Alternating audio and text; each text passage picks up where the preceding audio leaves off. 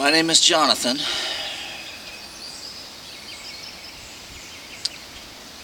and this is my reinvention.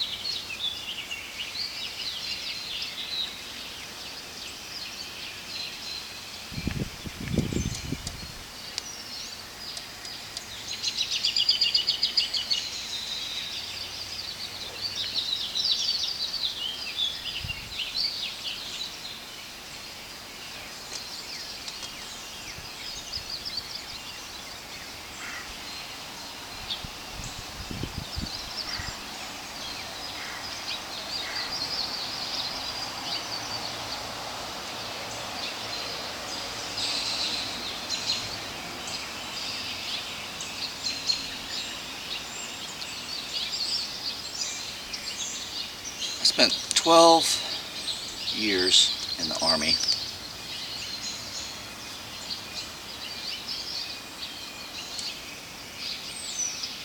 And 4.5 of those years was spent in combat zones.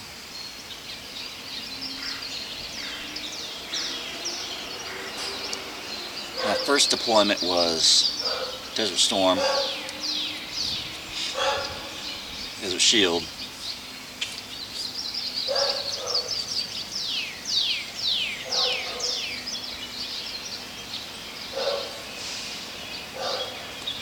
"21 years old. Joined the Army for 2 years plus training for a little money for college. Had no idea what I was getting into.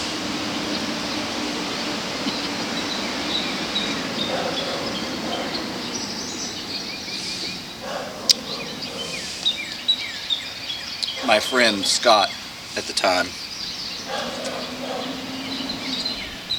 said, "You'll get killed." And I said, "Come on, it's not like we're going to war in 2 years."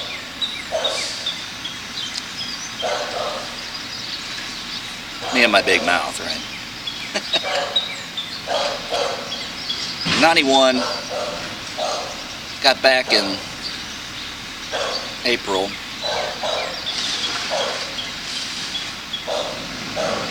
7th. I think it might have been Easter. Real close to Easter. And by June, I was out of the Army.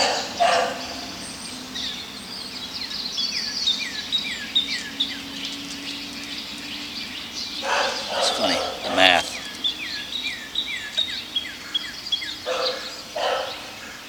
6 months in a combat zone. 3 months back and out of the Army.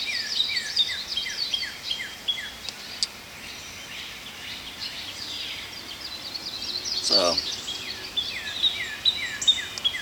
then I was on inactive reserve until 1997.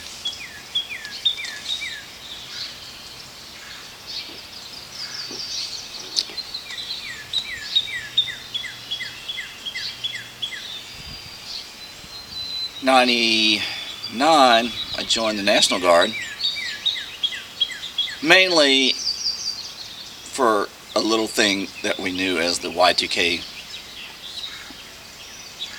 situation. That,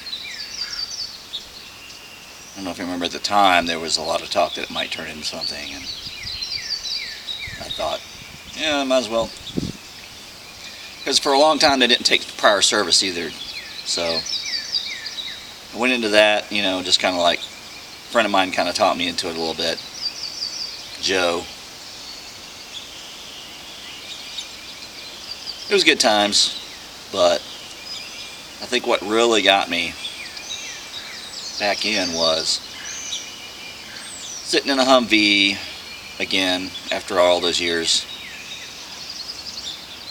and it was the smell of the Humvee. It's like, just took me right back to Desert Storm and all those months living out of a truck, just me and two other guys. And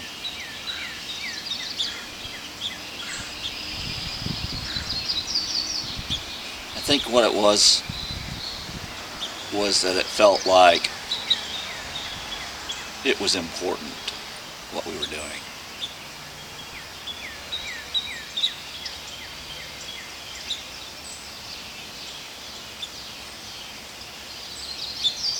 Anyway,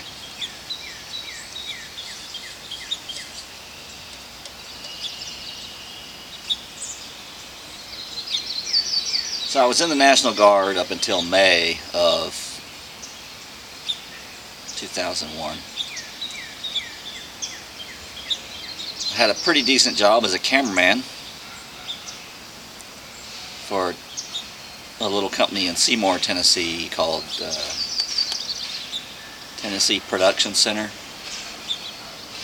They had a nice little place where people could come in and sing karaoke called Big Mama's Karaoke Cafe. That was a TV show, and we were shooting video 3 times a month for this TV show.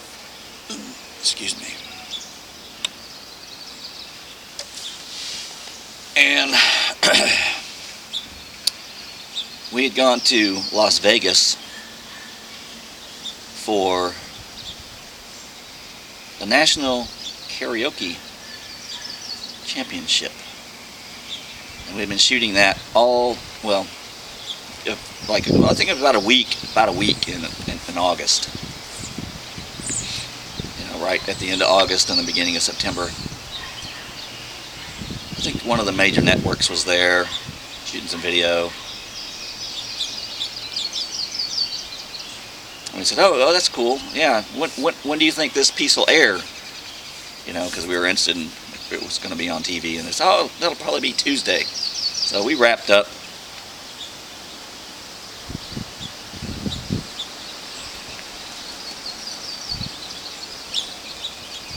Needless to say, that piece didn't air on Tuesday.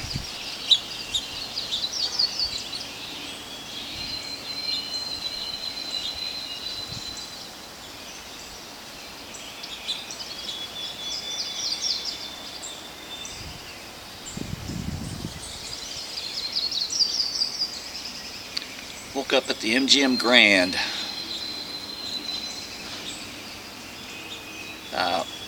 5 in the morning. Grabbed our stuff, got back on we had a Prevost tour bus, and got on there, and the driver was, we stopped at this little convenience store just to grab some ice and stuff for the road. Somebody at the door of the convenience store said, and he completely jacked it up when he said it. He's like, they just flew a plane into the training center on purpose. And we were like, of course, I'd been doing some training, so I was like, well, that sounds like good training. I guess they have to know what to do in those kind of situations, and the best way to do it is to figure out how they're going to do it when they do it. So it's kind of like it didn't really click what he was talking about But then we went in the store and came back out, got on the bus, and the driver said, "We got to go." I was like, "Yeah?" I said, "Yeah." They said that a plane hit the World Trade Center.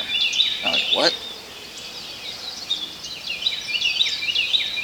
So we had a TV on the bus, but the motor on the satellite dish had burned out, so the only time you could get a signal was when you were stopped. So if you stop, you get a nice little signal. If you start moving again, you get snow. So we're driving down, and the driver says, "Turn on the TV." All right. He pulled off the road. For a second, there was a signal. And all you could see was on the screen was one of the towers smoking.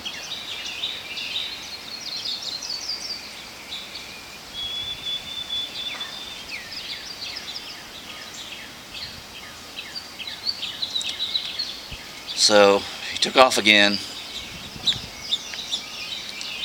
and the screen went blank again.